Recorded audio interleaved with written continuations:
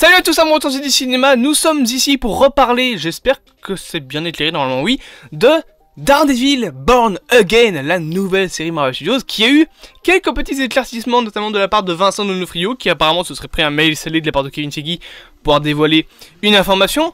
La série serait peut-être divisée en 2 saisons. Voilà, je suis fatigué, je me trompe dans mes mots, on s'en fout. Et tout ça, pour moi, c'est intéressant. Ça peut amener à une petite théorie sur l'arc de Wilson Fisk. Donc on va bien évidemment en parler. De quoi va être faite cette première saison? Qu'est-ce qui va se passer? Petites choses qui sont tombées. Let's go.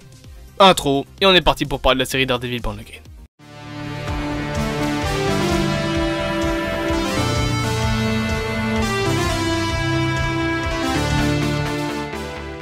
Du coup, pour rappel, Wilson Fisk, j'allais dire, pas du tout. Vincent D'Onofrio a récemment dévoilé en interview que la série Daredevil Born Again serait renouvelée, qu'elle aurait déjà probablement une 2e saison en préparation. Et une rumeur est tombée comme quoi que la série Daredevil Born Again pourrait être finalement divisée en 2 parties. Ça veut dire que les 18 épisodes pourraient devenir 2 saisons. Pour expliquer ma vision de pourquoi est-ce que ce serait subdivisé, on rappelle que donc lors de la San Diego Comic Con, Daredevil Born Again a été annoncé comme ayant 18 épisodes, ce qui est une série juste énorme. Pour une série vraiment 18 épisodes, c'est ultra long.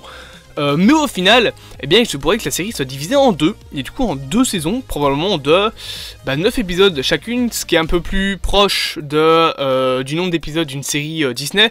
Enfin, d'une série de la Disney Company et de Marvel Studios, hein. Je pense à WandaVision qui a eu aussi 9 épisodes, She-Hulk en a eu 8 ou 9 également, pareil pour Faucon et Soldat de l'Hiver qui en a eu 8 ou 7, je sais plus, mais voilà, on est plus vers le nombre d'épisodes d'une série, et du coup on pourrait se terminer la première saison sur un gros cliffhanger de mi-première partie on va dire, et la seconde partie qui formerait la 2e saison.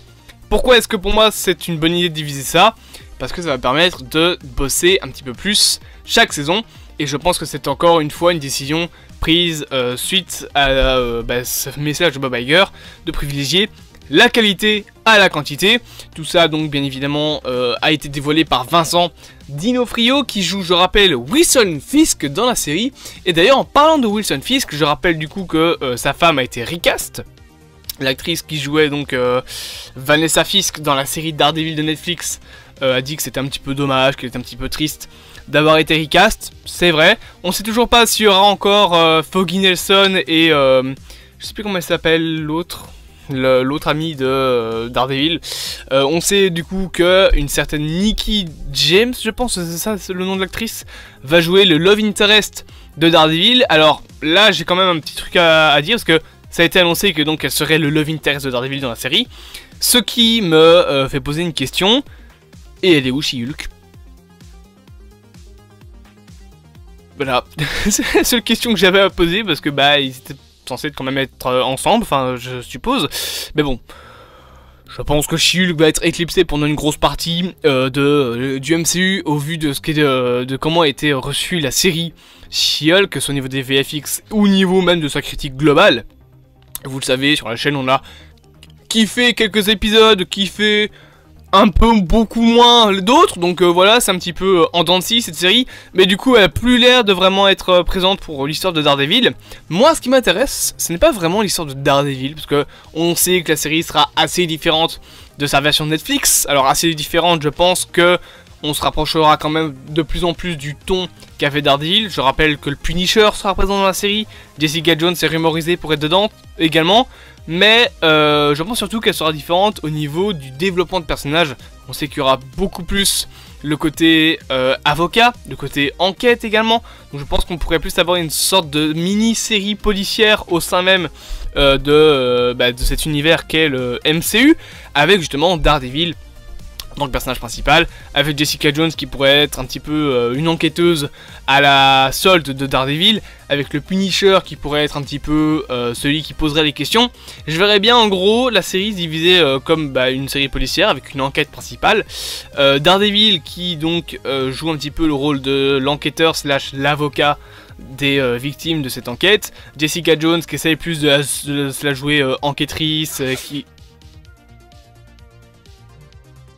d'accord, je sais pas ce que c'était que ça, qui du coup va essayer de trouver des preuves et va les rapporter justement à Matt Murdock. Et de l'autre côté, le Punisher qui lui serait plutôt le mec qui enquête, mais d'une autre façon, hein, qui se la jouerait plutôt, si tu me dis pas ce que je veux savoir, je te pète ta gueule, mais genre avec un fusil d'assaut.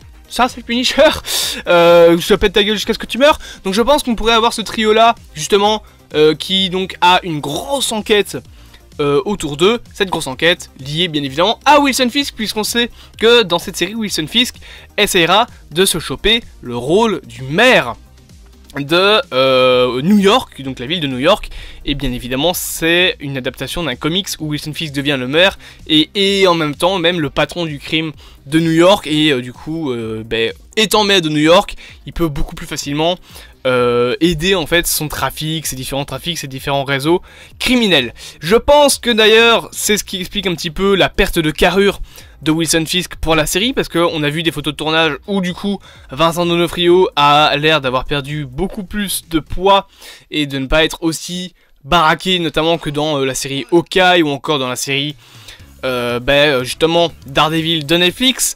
Je pense que on va avoir peut-être des explications de qu'est-ce qui est arrivé à Wilson Fisk dans la série Echo, puisque je rappelle quand même qu'il se prend une balle entre les deux yeux à la fin. Donc est-ce qu'il a finalement pas été tué par Echo? Je pense que ça sera expliqué, parce qu'on rappelle que la série Echo sortira quand même avant la série Daredevil Born Again. Et je pense que dans cette série, s'il perd autant de poids, c'est justement pour sembler plus humain, moins intimidant et se rapprocher un peu du peuple. Je pense que c'est pour ça qu'il a l'air aussi plus différent au niveau code vestimentaire, puisqu'il a une longue veste, un costard, il est bien habillé. Bon, il est toujours bien habillé, Wilson Fisk, mais souvent il est habillé en blanc, le fameux manteau blanc, ou soit en noir entièrement. Là, il a plus une tenue un petit peu de maire finalement, de politicien américain. Clairement, c'est la veste de politicien, la cravate bleue, la chemise bleue. C'est clairement des trucs qu'on peut voir, notamment justement avec des maires dans la réalité. Donc je pense que c'est pour ça qu'il a moins une grosse carrure. Et surtout, il y a une info qui est tombée sur donc Wilson Fisk, qui veut que son arc, en gros, soit développé à travers beaucoup de séries et beaucoup de films.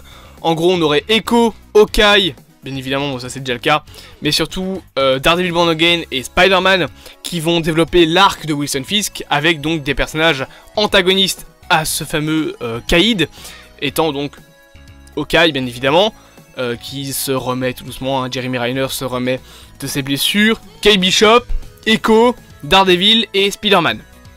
Je pense que à la fin, dans Spider-Man 4, qui serait donc le dernier film à mon avis avec cet arc de Wilson Fisk, on peut justement avoir Wilson Fisk qui s'est créé sa sorte un petit peu de Sinister Six. On peut imaginer peut-être un Kraven dedans, on peut imaginer le Scorpion, peut-être un retour d'un Docteur Octopus, mais ça ferait peut-être un petit peu trop tôt avec No Way Home. Mais je pense qu'on peut notamment avoir, pas le vautour du coup, parce que lui il a changé d'univers entre temps, mais voilà, des méchants qui sont plus terrestres du côté de Spider-Man. Peut-être qu'on peut avoir un nouveau Shocker, on peut avoir des personnages dans ce genre-là, qui seraient engagés du coup par Wilson Fisk, pour notamment chasser et tuer Spider-Man, qui serait aidé par Daredevil. Ça c'est une théorie que je vous donne depuis maintenant plusieurs mois. Je sais pas combien de temps fait cette vidéo, mais je pense qu'on a plus ou moins dit tout ce que je voulais dire. C'était une petite vidéo assez sympathique, mais je pense qu'elle était importante à faire. Retenez juste que du coup, photo de tournage à l'appui, Wilson Fisk a l'air d'être de plus en plus important dans le MCU, et je pense sérieusement que son arc sera très très cool. On fera probablement de plus grosses vidéos théories, peut-être même des lives sur Twitch, pour parler de tout ça, mais voilà, j'avais juste envie de faire une petite vidéo cool, tranquille, histoire d'en parler. J'espère donc que cette petite vidéo vous aura plu. Bien évidemment, n'hésitez pas à me dire en commentaire ce que vous en pensez. Likez, commentez, partagez, abonnez-vous, toujours bien, si vous aimez mon contenu. Je vous dis en attendant à plus à mon tour du cinéma, passez une bonne journée, et à bientôt. Voilà, je sais pas quand sera la prochaine vidéo, un jour peut-être.